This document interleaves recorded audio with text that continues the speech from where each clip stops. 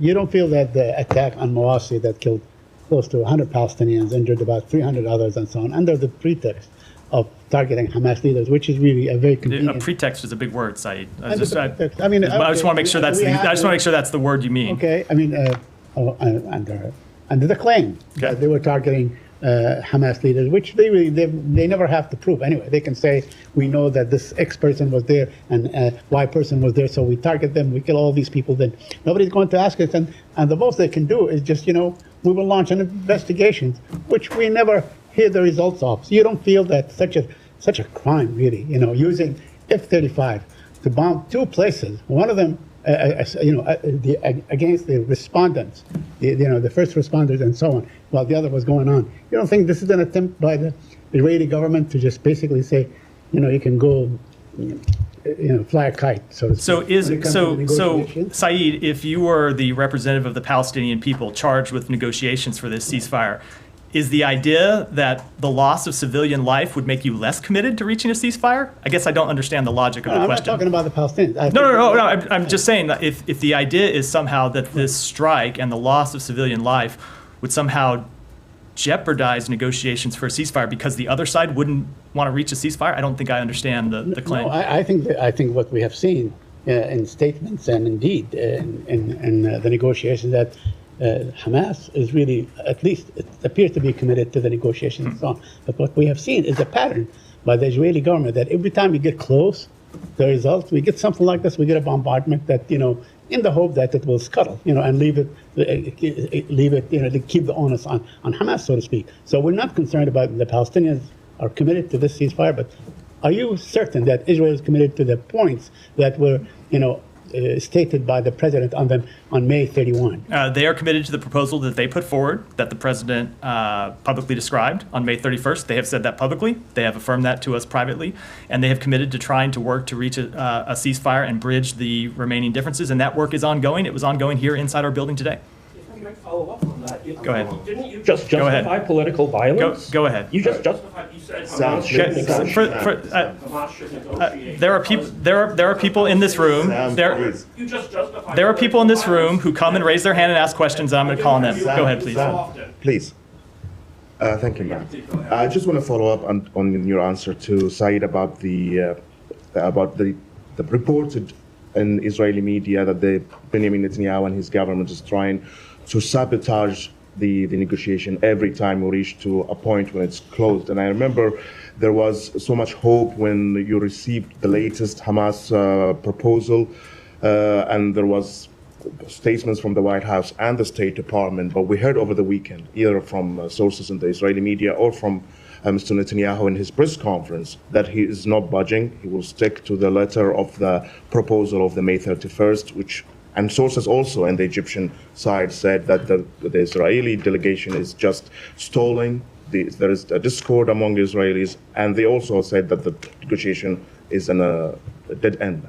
So we often see reports out of the negotiations, and I will just, without attributing anything to those specific claims, note that oftentimes the reports we see from the parties involved in negotiations don't reflect reality. Sometimes you see people make claims to try to leverage or try to increase their leverage in the negotiations. That said, we continue to hear from Israel directly that they want to reach a ceasefire, and they're committed to the proposal that they put forward. Now, does that mean that they're going to agree to everything that gets put forward by the other side? Of course not. And the same is true in every negotiation. That's why you have a negotiation, is to try to resolve differences, and that's what we're trying to do. I will say, on behalf of the United States, we continue to push so hard to get a ceasefire because we see the horrific human tragedy that's happening inside Gaza. We see the civilians who continue to die. And we want to resolve this conflict as soon as possible. We want to get a ceasefire, and we want to turn that ceasefire into an enduring calm. We want to turn that enduring calm into an end to the war and lasting peace and stability. So it's a long way of saying there are differences we have to bridge over the coming days and weeks, and hopefully we can do it as soon as possible to get to a ceasefire, and we're committed to doing that as a first step in trying to resolve this conflict once and for all. Mr. Netanyahu in his press conference also put 5 red lines. He stated them. One of them is what been understood to be that Israel has to stay in the Philadelphia corridor. Is that something within the May 31st? So as I have said on previous negotiations, I don't want to negotiate this in public. I will just say, with all of the issues that remain, we believe that there are ways to bridge the divides between the two sides. That pertains to all of the remaining issues. I'm not going to get into how we would do that or what they might be, but yeah. Israeli Finance Minister Smotrich today opposed releasing Palestinian prisoners as part of any, potential Gaza ceasefire agreement. Have you seen that comment, and do you have any reaction to this, especially with regards to Gaza ceasefire talks? I have not seen that comment, but obviously an exchange of prisoners is something that was included in the previous one-week pause that happened last fall, and a potential exchange of prisoners is something that's included in the package that's on the table. We often see comments by various ministers in the Israeli government that don't reflect the actual position of the Israeli government, but I will let the Israeli government speak to that in more detail. Okay, one more, please. Yeah. Do you have any comment on the Israeli attack on a UN school in Nusayrat refugee camp in Gaza over the weekend? UNRWA also said its headquarters in Gaza has been completely destroyed in an attack. What is your reaction, and do you think Israel is targeting UNRWA sites intentionally? So one of the things the secretary did when he met with Ron Dermer and the National Security Advisor Hanegbi earlier today was to express our serious concern about the recent civilian casualties in Gaza. As I've noted before, we have seen civilian casualties come down from the high points of the conflict and even from where they were, say, 6 weeks, 2 months ago, but they still remain unacceptably high. We continue to see far too many civilians killed in this conflict. We want to see civilian casualties completely ended. It's why we are pushing so hard to a ceasefire, but even in advance of a hopeful ceasefire, we want to see Israel do more to reduce civilian casualties. Now, with respect to that strike, Israel has claimed that they were targeting militants who were inside that site. They do have the right to target militants. Does that justify attacking on civilians? No, that's what I'm just saying. We do, but no, of course it does not justify any attacks on civilians. We don't want to see any attacks on civilians. We don't want to see any civilian deaths. So, as always, this is the difficult thing in this conflict when you see militants who continue to hide in schools, in mosques, in hospitals, in other facilities. It makes the challenge that Israel faces incredibly difficult. But no, we don't want to. There's nothing that justifies attacks on civilians. No, yeah, go ahead. And did Hanegbi and Dermer give the secretary any update as to if the strike actually killed a top Hamas commander? They do not have certainty yet. Did you expect that they will eventually have certainty on this one, or is this one where I can't say expect? I think they certainly hope to have certainty, and we would hope that they have certainty, but they don't. They don't yet. Okay, and can I just pivot to one thing still on Israel? But my CNN international colleagues reported over the weekend that commanders of the Israeli military battalion, the Israeli Netza Yehuda, have been promoted to IDF positions and are running operations in Gaza now.